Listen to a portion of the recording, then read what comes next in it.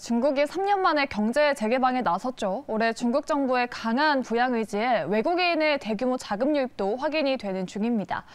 지금 중국 증시는 춘절 연휴로 인해서 쉬어가고 있는데요. 이 국내 증시와 많은 연결고리가 있는 만큼 오늘은 중국 경제 그리고 국내 중국 소비 관련주에 대한 분석을 들어보겠습니다. 오늘은 NH투자증권 박인금 연구원과 함께 알아보도록 하죠. 연구원님 안녕하십니까? 네, 안녕하세요. 네. 우리 연구원님이 여의도의 중국통이라고 들었는데 맞습니까? 네, 네, 감사합니다. 네. 네. 우리 시청자분들께 간단하게 한번 소개해드릴까요? 네, NH투자증권에서 이 투자전략부에서 중국 시장을 담당하고 있는 박인금이라고 합니다. 반갑습니다. 네, 좋습니다. 현재 중국이 어떤 상황인지 우리 연구원님의 인사이트 통해서 오늘 또 자세하게 알아보도록 하겠습니다. 먼저 이야기 나눠볼 주제 화면 통해서 만나보시죠. 60년 만에 처음으로 인구가 역성장을 했다고 합니다. 이 중국 경제에 큰 변수가 될지 짚어보도록 하고요. 또 중국 증시가 지금 춘절 연휴로 쉬어가는데 연초에 강세를 이어가던 위안화가 춘절 이후에도 강세를 이어갈지 분석해보도록 하겠습니다. 또 세 번째로는 제로 코로나 정책이 풀리면서 중국의 해외 이민자가 급증했다고 하는데요. 이 외환 보유액이 감소할지에 대한 이야기도 들어보도록 하겠습니다. 연구원이 보통 투자자들이 중국 시장을 좋게 보는 이유가 옛날이나 지금이나 인구가 많아서 내수 시장이 크기 때문이잖아요. 네네. 이 14억이 넘는 인구가 이전과 다르게 감소될 거다라고 하던데 이 중국 인구가 60년 만에 역성장했다고 하더라고요. 네, 그렇습니다. 작년 연말로 14억 한 1,000만 명 정도 상당히 빠른 속도로 인구 감소가 좀 일어나고 있다라고 보는 부분인데요. 네. 그래서 이런 인구 감소 자체는 이 중국 경제 중장기 중국 경제 흐름에 좀 영향 줄 수 있는 변수다라고 보고 있는데요. 네. 저희는 한 두 가지 포인트로 보고 있습니다. 우선 이 노동 인구 감소로 이어질 수 있습니다. 그러니까 노동 인구는 아시겠지만 16세에서 59세까지 생산이 가능 인구로 이제 인지되고 되시는데 지난 40년 동안 중국은 이룩한 경제 성장에서는 아무래도 개혁 개방 또한 인구 보너스 효과를 창출할 수 있을 만큼의 풍부한 노동력이 있었다라고 보실 수 있는 부분인데 다만 이런 인구 보너스 누릴 수 있는 기간 점차 짧아지는 점이 우려스럽다. 자, 그 인구 보너스 누릴 수 있는 기간은 저희는 노년 부양 비율이라는 지표가 보는데 지표 자체는 생산 가능 인구 대비 고령 인구입니다. 이 비중 자체는 50%를 하회할 경우가 돼야지만 인구 보너스를 누릴 수 있고 다만 이 50% 상회하면 이런 부분이 누릴 수 없게 된다라고 다들 알고 계시고 그래서 2033년 정도 되면 이 비중의 중국에서는 50% 상회할 전망이다 전문가들이 추정되고 있습니다.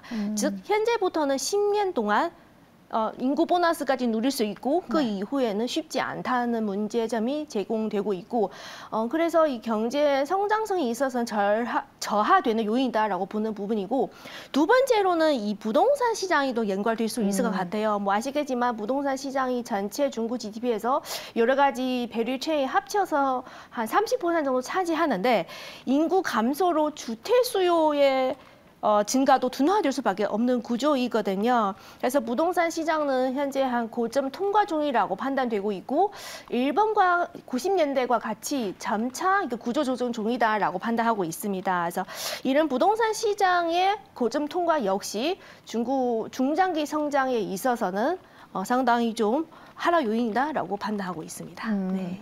인구 보너스라는 단어를 언급하셨는데 중국이 그동안 급격하게 고성장했던 이유가 이 인구 보너스라고 할 수 있겠죠. 이런 효과가 이제는 없어질 수도 있다라고 말씀을 하셨는데 그렇다면 이러한 인구 감소 효과로 인해서 가장 크게 타격을 받을 산업이 어디 쪽이라고 생각하십니까?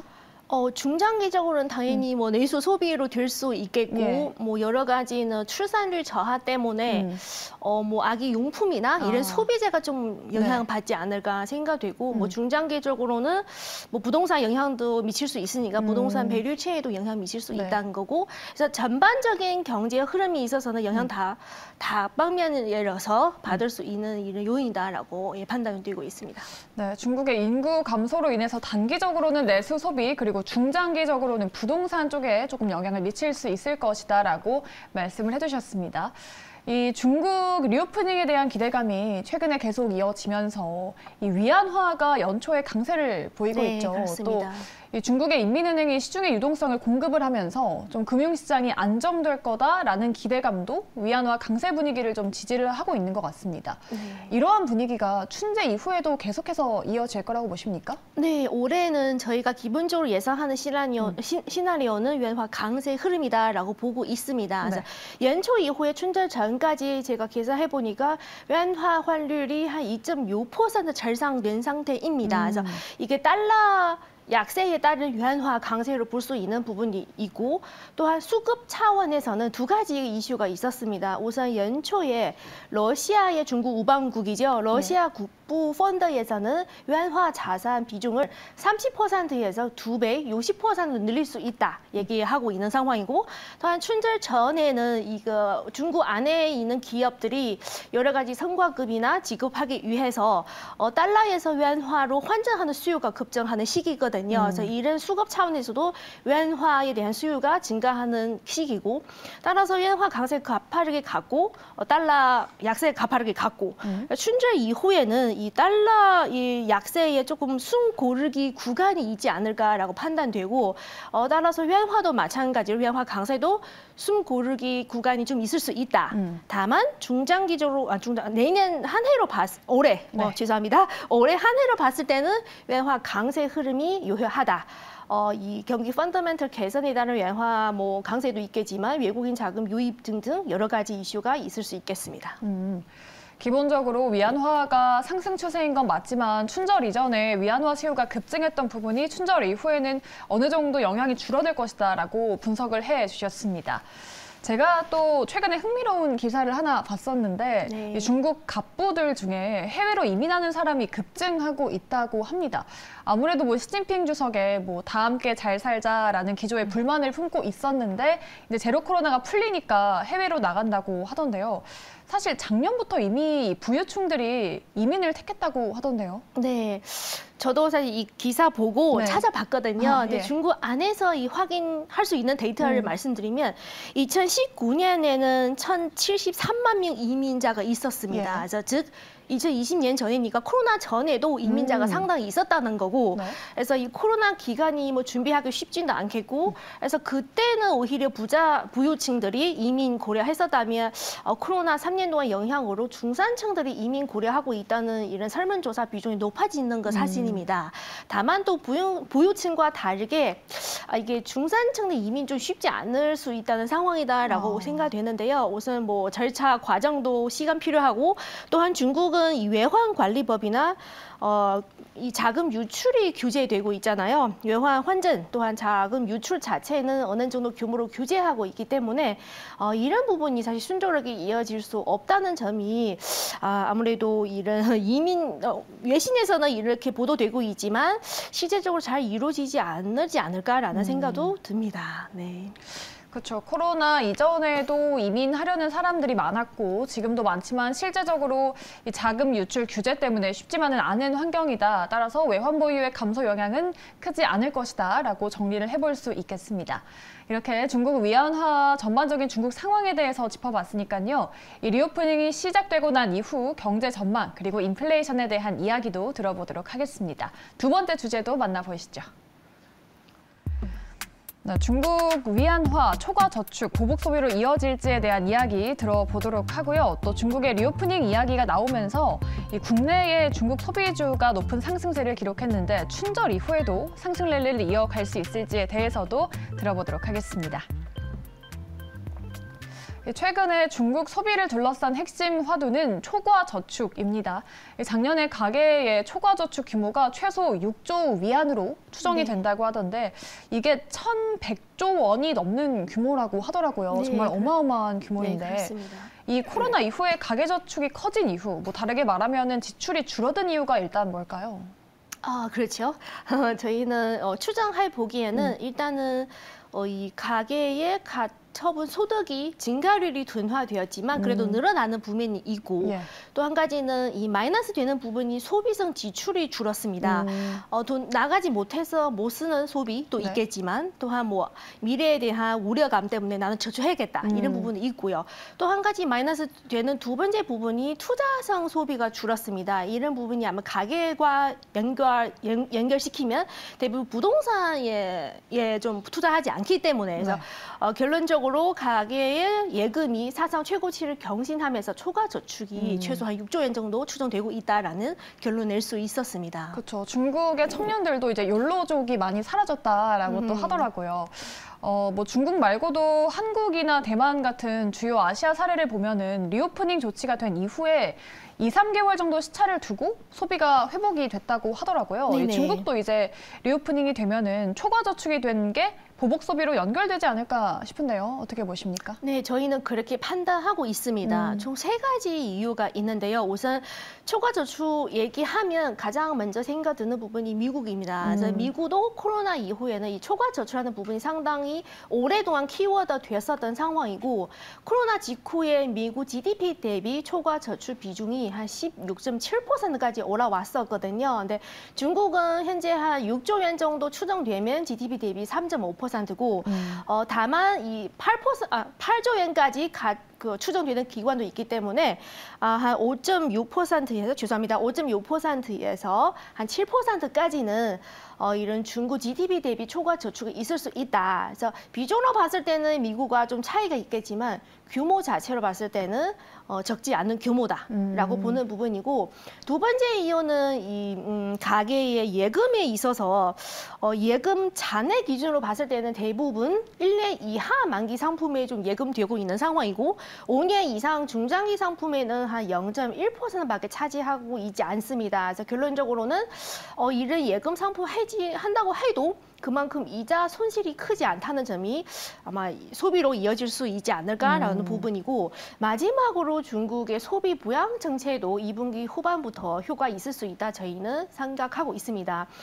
소비 쿠폰 발급은 2020년 4월 또한 2022년 4월에 중국 선전시에서 2번 발급 사례 있었는데 보통 2개 분기 정도 소매 판매에 견인 효과가 상당히 컸던 것으로 나타나고요. 그래서 올해 연초 이후에는 아마 한국 언론에서 많이 다루지 않았지만 일부 지방 정부에서는 이 소비 쿠폰 발급을 하고 있습니다. 근데 소비 쿠폰 발급을 통해서 3.5배에서 많게야 한 5배까지 레버리지 효과가 있을 수 있기 때문에 소비 부양 효과도 2분기 후반부터 가능할 것 같다라고 판단하고요. 그래서 소매 판매 전체 올해 증가율 자체는 6%에서 많게야 한 10%까지 증가율을 기록할 수 있다. 저희는 이렇게 전망하고 있습니다. 네. 미국과 비교해도 중국 초과 저축은 적지 않은 규모이고 또 결론적으로 이 6조 위안 규모의 초과 저축이 보복 소비로 연결될 것이고 또 정부의 부양 정책도 이에 일조할 것이다라고 말씀해 주셨습니다. 자, 그렇다면은 반대로 이렇게 수백 조 원에 달하는 중국발 보복 소비가 내수 회복에 그치지 않고 전 세계적으로 인플레이션을 촉발할 수 있다는 요인이 될 것이다 하는 우려도 나오고 있다고 하던데요. 어떻게 보십니까? 이게 두 가지 나눠서 아마 봐야 할 부분인데요. 우선 중국 내부에서 보시면 이 신흥국이기 때문에 아마 CPI 구성 비중 중에 30%는 음식료 정도로 추정되고 있습니다. 뭐 아시는 분도 있겠지만 특히 돼지 고기 가격이 상당히 좀 동행하는 모습을 볼 수 있고요.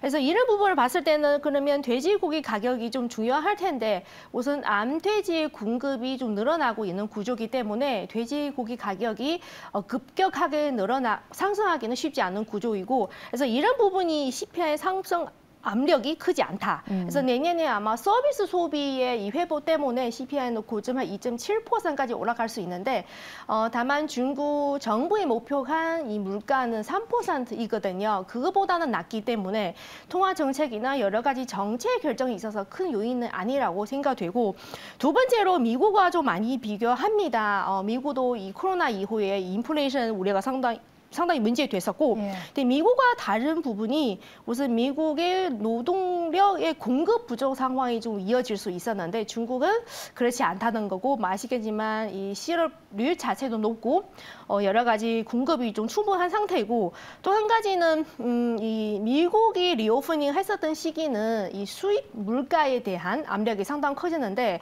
요새는 원자재 가격 등 여러 가지 뭐 소재 가격이 좀 내려오는 추세이기 때문에 중국에 있어서는 리오프닝 하는 시기 현재에서는 이런 수입 물가에 대한 이런 상승 압력이 크지 않다는 점이 볼 수 있고요.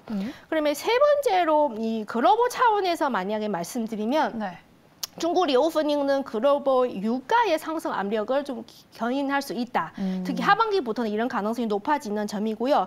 중국의 뭐 2022년에 거의 뭐 움직이지 않았기 때문에 원유 수입이 이 전체 추세선에서 하회한 수준이었고, 저희가 계산해 보니까 만약에 올해 원유 수입 규모가 과거 추세 수준까지 회복한다고 가정하면 글로벌 유가는 한 $100까지 상승 가능할 거다. 이런 부분이 있어서는 뭐 글로벌 인플레이션 압력을 줄 수 있는 부분이고, 또한 미국의 뭐 연준의 금리 정책 결정에는 조금 영향 줄 수 있는 요소다라고 판단하고 있습니다. 네.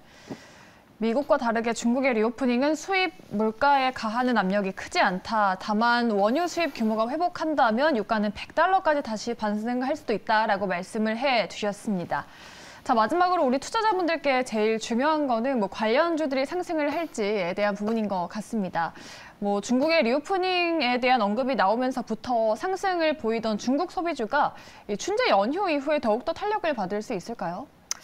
이게 사실 제가 한국 시장 담당은 아니기 때문에 그냥 개인적인 의견 좀 말씀드리면 아시겠지만 리오프닝 말씀도 주셨고 리오프닝 소식 이후에는 꾸준히 상승세를 보였습니다. 그래서 아직까지 실적으로 이어지진 않은 상태이긴 하지만 그래서 이런 자금 유입이 상당히 이루어지고 있는 상태고, 근데 이게는 좀 단기적인 관점에서 접근해야지 않겠나라고 생각되는 부분이고, 중국 안에 있는 소비주도 마찬가지로 오히려 춘절 이후에는 좀 상승 탄력이 약해질 수 있다는 저희 개인적인 생각이거든요.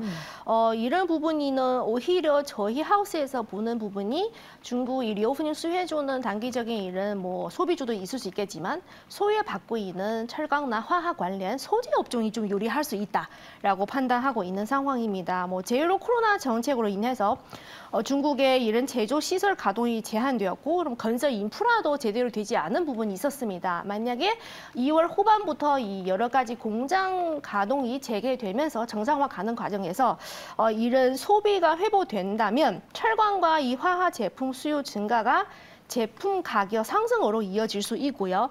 그러면 실적 개선으로도 이어질 수 있는 부분입니다. 그래서 이런 점에서 봤을 때는 오히려 이 소재 업종이 소외받고 있지만 이게 뭐 한 해로 봤을 때는 하반기로 갈수록 오히려 더 수혜를 받을 수 있는 업종이지 않을까 이런 생각이 듭니다. 네.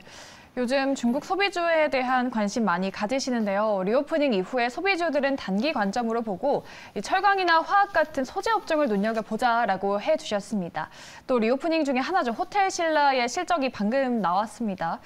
호텔신라 4분기 매출액이 1조 2천억 원이고요. 전년 대비 15% 넘게 증가했다고 합니다. 다만 4분기 영업 손실이 66억 원으로 적자로 전환을 했다고 하죠. 올 4분기 뭐 실적에 대해서 많은 말들이 있었는데요. 호텔신라 영업이 적자 전환했다라는 점까지 전해드리도록 하겠습니다.